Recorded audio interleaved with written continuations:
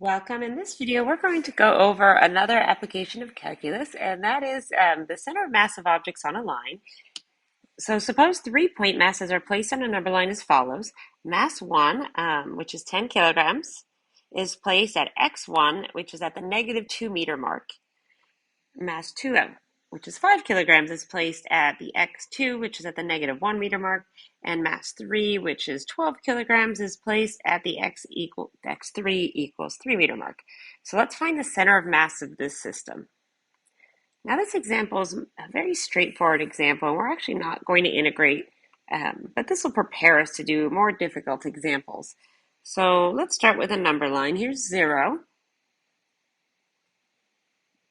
to 3. To -3.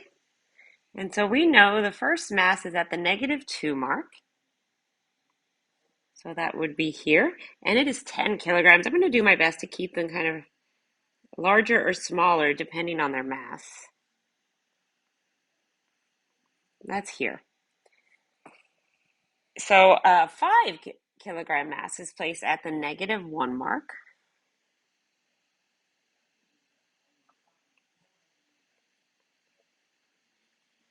And then over at the 3 mark, we have a 12 kilogram mass.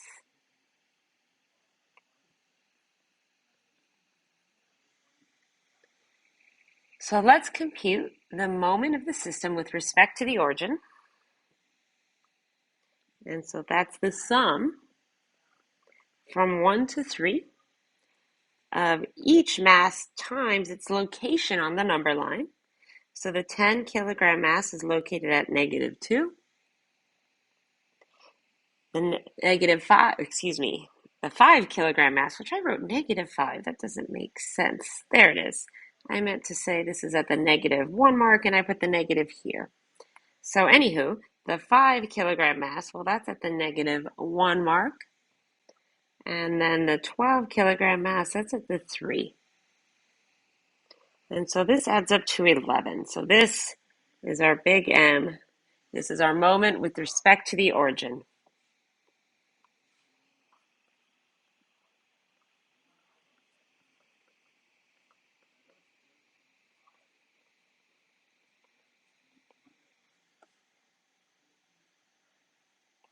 In this case, the origin is just here, 0. Next, let's find the total mass of the system. And that's going to be little m, the total mass of the system. And we do that by adding up all the masses. So this is 10 plus 5 plus 12. And that's equal to 27.